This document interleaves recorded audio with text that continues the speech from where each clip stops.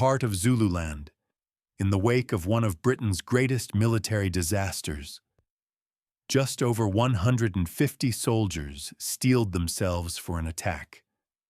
Their enemy, somewhere between 3,000 and 4,000 veteran Zulu warriors.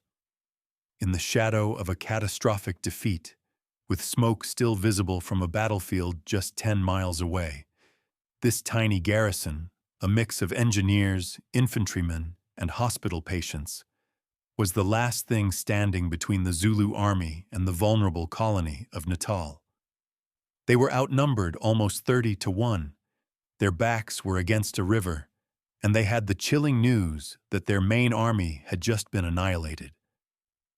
How on earth did this tiny garrison survive against all odds? This is the story of the impossible defense of Rorke's Drift. To understand the sheer desperation of those men, we have to rewind, not just hours, but years. The stage for this bloody conflict was set by the grand and often ruthless ambitions of the British Empire. In the 1870s, Lord Carnarvon, the British Secretary for the Colonies, had a vision for a great confederation in southern Africa, a unified territory of British colonies and Boer republics all under the Crown. This plan was meant to consolidate British control, secure access to the newly discovered diamond fields, and impose a new order.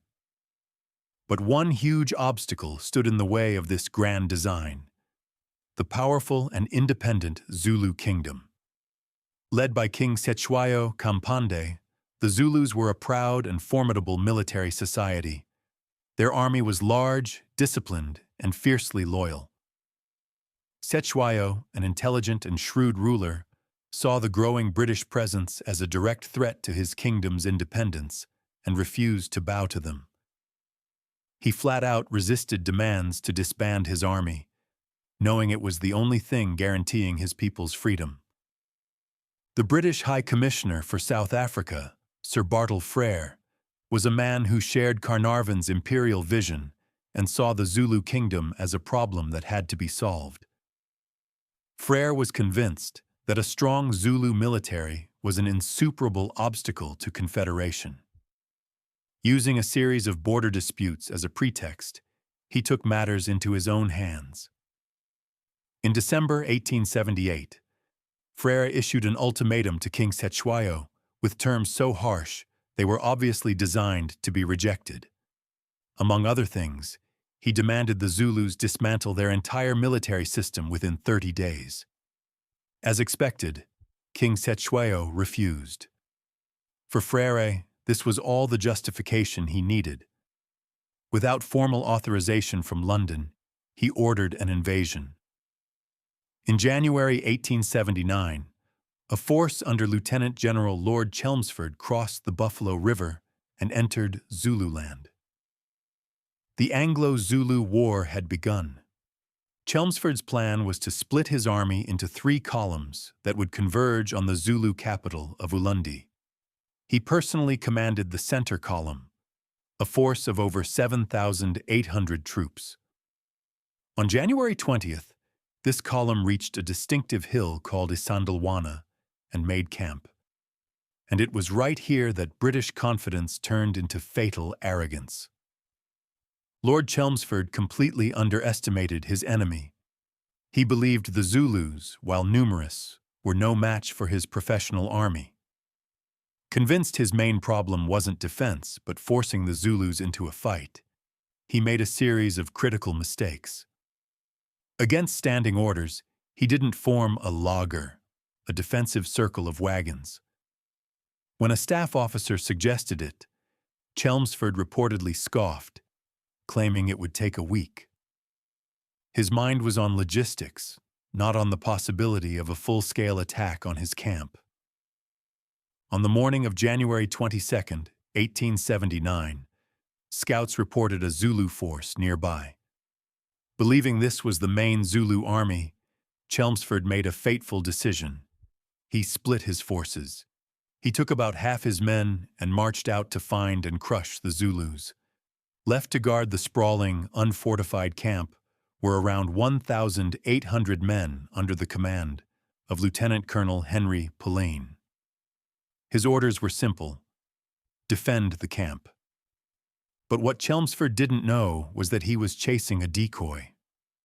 The main Zulu army, over 20,000 warriors strong, had skillfully outmaneuvered the British. While Chelmsford was miles away on a wild goose chase, the Zulu impi was hiding in a valley right next to the Isandlwana camp. When a British patrol stumbled upon them, the trap was sprung. The Zulus advanced, not as a chaotic mob, but with a terrifyingly effective strategy known as the horns of the buffalo. The chest of the formation would hit the enemy head-on, while two fast-moving horns would sweep around the flanks to encircle and destroy them.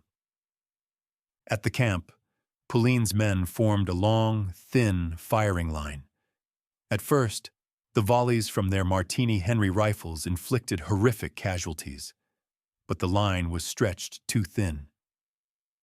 As the Zulu horns closed in, the British position became hopeless. The firing line collapsed, men fought in isolated pockets, and crucial ammunition supplies, packed in sturdy wooden boxes that required screwdrivers to open, couldn't get to the soldiers who desperately needed them. The battle descended into a brutal, close-quarters massacre. Overwhelmed by sheer numbers, the British regulars fought back-to-back with bayonets until they were completely swamped. It was a catastrophic defeat. In just a few hours, the camp was overrun. Over 1,300 of Pulleine's men were killed. The Zulus had won a stunning victory, though at a terrible cost, with their own dead estimated in the thousands. When Lord Chelmsford finally returned to Isandlwana at sundown, he was met with a scene of utter devastation. The camp was a smoldering ruin, littered with the bodies of his soldiers. In stunned disbelief, he reportedly said, "But I left over 1,000 men to guard the camp."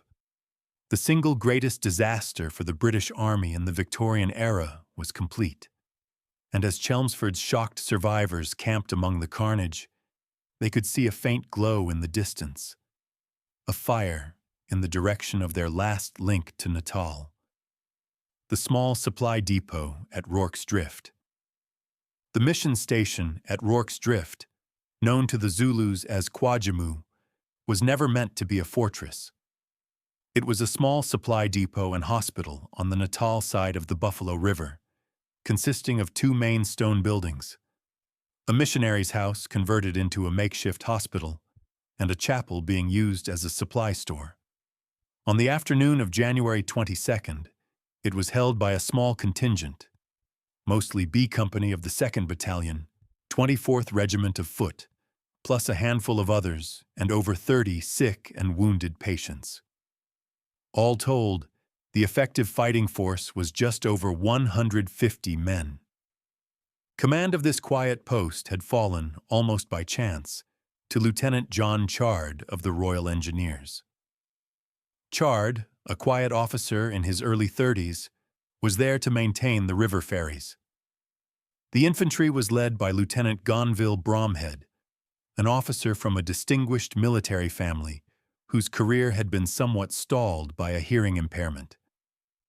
Since Chard had been commissioned a few years before Bromhead, he was the senior officer and in overall command.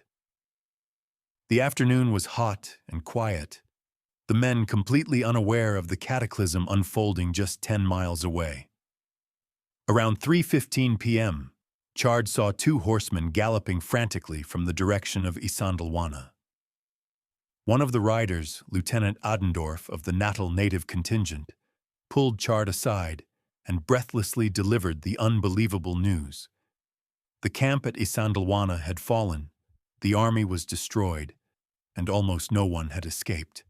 The news hit the small garrison like a physical blow. They were alone.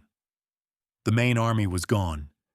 A massive Zulu force, fresh from victory, was probably heading straight for them. A frantic council of war took place between Chard, Bromhead, and Acting Assistant Commissary James Langley Dalton. Dalton, a former infantry sergeant, was the most experienced soldier there. The first instinct was to run. An officer of the Natal native contingent argued they should leave immediately for the larger garrison at Helpmakar, but Dalton fiercely disagreed. He argued that trying to move slow wagons full of sick and wounded men across open country would be suicide. The Zulus would run them down and slaughter them. Their only chance, he insisted, was to fortify the post and fight. Chard made the call. They would stay. They would defend the drift. There would be no retreat. Instantly, the quiet depot exploded into a frenzy of activity. Every man who could stand was put to work. Under Dalton's experienced eye, they started building a defensive perimeter out of whatever they could find.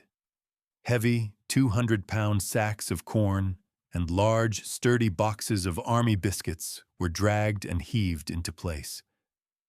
They built a wall connecting the storehouse to the hospital, and another barricade enclosing the front of the storehouse. This created a large outer perimeter.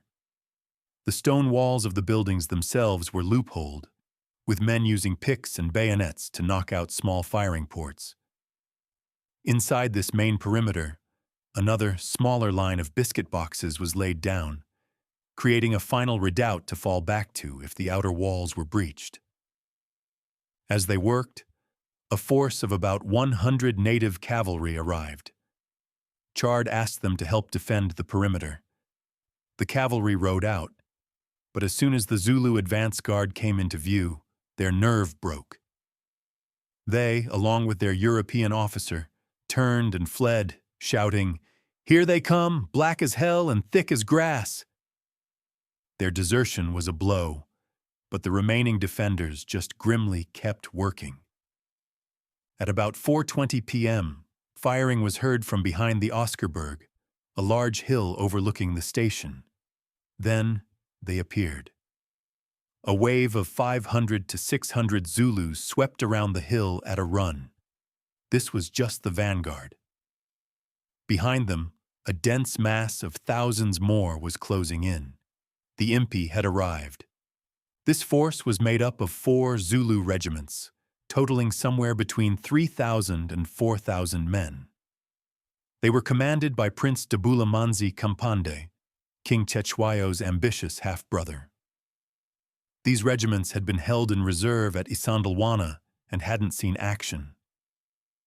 Hungry for glory and wanting to wash their spears, they defied the king's direct order not to invade Natal and pushed on to Rorke's Drift.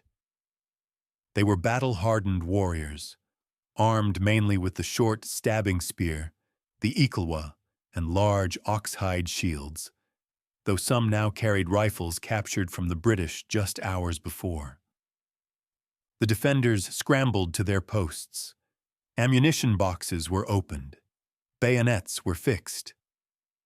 Every man knew his life now depended on the strength of their makeshift walls and the steadiness of their aim. As the first wave of warriors surged towards the south wall, the tiny garrison braced for impact. The final stand at Rorke's Drift had begun. The battle for Rorke's Drift was more than just a fight. It was a desperate struggle for survival, documented in the letters and reports of the men who lived through it. If you're fascinated by these first-hand accounts from history's most incredible last stands, be sure to subscribe to the channel. We bring you the real stories, from the real soldiers, directly from the pages of history. Now back to that night of fire and courage. The Zulu attack kicked off around 4:30 p.m. It wasn't a single, coordinated assault like the one that crushed Isandlwana. Instead, it came in a series of relentless but piecemeal waves, a decision that ultimately gave the defenders a fighting chance, allowing them to focus their fire on one section at a time. The first major assault hit the south wall. Hundreds of warriors rushed forward, chanting and drumming their spears against their shields. The British soldiers held their fire until the last possible second.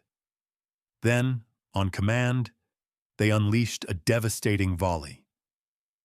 The .450 caliber Martini Henry rifle was a powerful weapon, and at point-blank range, its effect was horrific.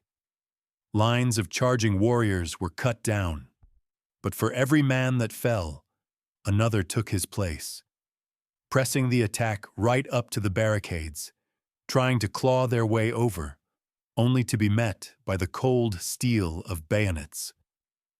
The fighting was immediate and brutal. It was a chaotic swirl of rifle smoke, the crack of guns, the whiz of bullets and assegais, and the screams of the wounded. The Zulus used the bodies of their own fallen comrades as makeshift steps to try and scale the walls. Some reached over the top, stabbing down at the defenders, while others tried to grab the muzzles of the rifles. While the main attack hammered the south wall, another large Zulu force took position on the rocky ledges of the Oscarberg Hill overlooking the station. From there, they poured a constant, if mostly inaccurate, fire down into the British perimeter. This fire took the defenders completely in reverse and proved to be one of the most stressful parts of the fight, forcing the men to take cover wherever they could. The most desperate struggle, however, was for the hospital. The westernmost building in the line, the hospital was assaulted with incredible ferocity. Its walls were loopholed, but its position was vulnerable, and Zulus swarmed around it. Inside were over 30 patients, many too sick to move, defended by a small handful of men from the 24th Regiment, including Private Henry Hook and Private John Williams. Hook was assigned to a small room with another soldier. His comrade was quickly killed, leaving Hook alone to defend the room. He later wrote, "The Zulus were swarming around us, and there was an extraordinary rattle as the bullets struck the biscuit boxes and queer thuds as they plumped into the bags of mealies. I blazed away as hard as I could. Then the Zulus set fire to the hospital's thatched roof. Smoke and flames began to fill the wards, adding terror and suffocation to the chaos. The defenders were forced into a grim, room-by-room battle. Private John Williams grabbed a pickaxe and began desperately hacking a hole through an interior wall to get the patients out.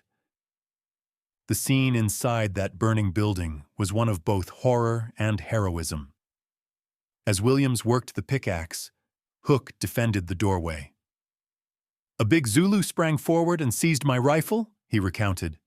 "But I tore it free and, slipping a cartridge in, I shot him point blank."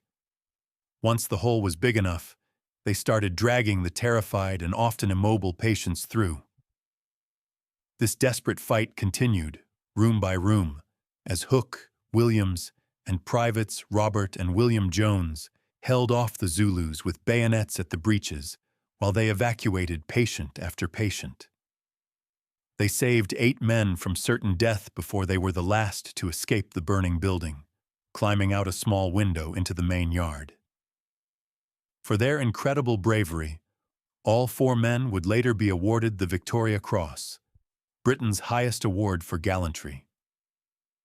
With the hospital lost and burning brightly, illuminating the battlefield in a hellish light, the entire western end of the perimeter had collapsed. Around 6 p.m., Chard ordered the remaining defenders to fall back to the smaller, pre-prepared redoubt made of biscuit boxes. This created a much tighter, more defensible perimeter around the storehouse. The battle raged on into the night. The Zulus, emboldened by taking the hospital, launched attack after attack on the new perimeter. But the light from the fire, which the Zulus had hoped would cause chaos, now helped the defenders by silhouetting the attackers against the flames. The British soldiers, some now wounded, maintained remarkable discipline. Those too badly wounded to shoot were tasked with reloading rifles and passing out ammunition. The chaplain, Reverend George Smith, and Surgeon Major James Reynolds were seen moving among the men, handing out cartridges and offering encouragement, all while under constant fire. The attacks continued relentlessly for hours. Private Frederick Hitch was severely wounded by a bullet that smashed into his shoulder, yet he and another wounded man, Corporal William Allen, continued to serve by passing out ammunition all night long. Finally, around 4 a.m., the Zulu attacks started to die down. The firing became sporadic, then stopped. As dawn broke on January 23rd, the exhausted defenders peered over their blood-soaked barricades. The Zulus were gone. They had withdrawn over the hill. The scene that greeted the rising sun was one of utter carnage. The ground around the post was littered with the bodies of hundreds of Zulu warriors. Inside the barricades, the British had suffered 17 killed and 15 wounded. It was a heavy price, but against the odds they had faced, it was a miracle. The tiny garrison of Rorke's Drift had held. They had survived. The silence of the dawn on January 23rd was, as one survivor put it, deafening. The exhausted, grimy, and blood-spattered defenders stood in a state of shock. Surgeon Major Reynolds recalled stepping outside to a scene grim beyond words, with Zulu corpses piled high against the mealie bags. Their first grim task was burying their own 17 dead. Dealing with the hundreds of Zulu dead was a more difficult and darker task. Some accounts from the relieving column that arrived later suggest a brutal aftermath, with wounded Zulus being killed rather than taken prisoner. Eventually, many of the Zulu dead were burned on large pyres. Later that morning, a large column of troops was spotted approaching. It was Lord Chelmsford, returning with what was left of his army from the nightmare of Isandlwana. As they drew near, they saw the Union Jack still flying over the battered mission station. An officer who rode up to the barricades stared at the carnage and asked in amazement, "My God, how did you hold?" The news of the successful defense of Rorke's Drift was a desperately needed ray of light. When the report reached London, it caused a sensation. The British public, reeling from the shock of Isandlwana, seized upon the story as a tale of redemption and heroism. An unprecedented 11 Victoria Crosses were awarded for the action, the most ever for a single regiment in a single engagement. The recipients included Lieutenants Chard and Bromhead, Surgeon Major Reynolds, and Commissary Dalton. Medals also went to the heroes of the hospital fight: Privates Henry Hook, John Williams, Robert Jones, and William Jones, as well as Corporal William Allen and Private Frederick Hitch for their bravery. The final VC went to Corporal Christian Schiess, a Swiss national serving with the Natal Native contingent, who fought ferociously despite a foot injury. Of course, the story of Rorke's Drift quickly became legend, and with legend comes myth. The famous 1964 film Zulu is a cinematic masterpiece, but it takes some major liberties with the facts. Private Hook, for instance, is portrayed as a troublemaker when he was actually a teetotaling model soldier. Color Sergeant Bourne, a giant of a man in the film, was in reality quite small. And perhaps the most famous scene in the movie, the Welsh soldiers of the 24th Regiment singing Men of Harlech, is pure fiction. The 24th was an English regiment, the 2nd Warwickshire, and only became the South Wales Borderers in 1881. They wouldn't have known the song. The climactic scene where the Zulus salute the defenders before leaving also didn't happen. They simply withdrew before dawn. The reality was less cinematic and far more brutal. The decision to defend the post was pragmatic. Retreat would have been suicide. The Zulu attack wasn't a beautifully coordinated envelopment, but a series of piecemeal frontal assaults. And the attack itself wasn't even ordered by King Cetshwayo. It was an act of defiance by his half-brother, Prince Dabulamanzi. Despite the myths, the true story is still one of the most remarkable defensive actions in military history. A small, outnumbered garrison, shocked by disaster, made a split-second decision to stand and fight. Through a combination of disciplined firepower, desperate courage, smart leadership, and the crucial advantage of a fortified position, they held out for 12 hours against overwhelming odds. The Battle of Rorke's Drift didn't change the outcome of the Anglo-Zulu War. The British sent massive reinforcements, and in July 1879, Chelmsford defeated the main Zulu army at the Battle of Ulundi, effectively ending the war and the independence of the Zulu kingdom. But the legacy of Rorke's Drift endures.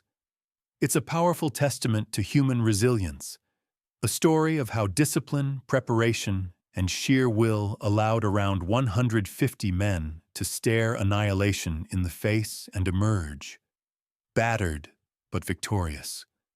The defense of Rorke's Drift remains a singular event in the history of warfare.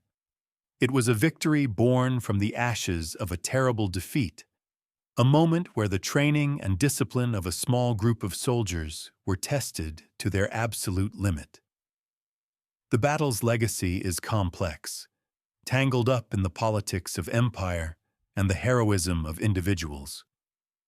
The names of Chard, Bromhead, and Hook are remembered, but so too should be the incredible bravery of the Zulu warriors who threw themselves against those walls with a courage that stunned their opponents.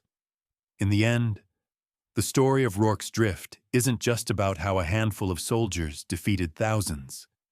It's a timeless and visceral reminder of what people are capable of when pushed to the very edge of survival.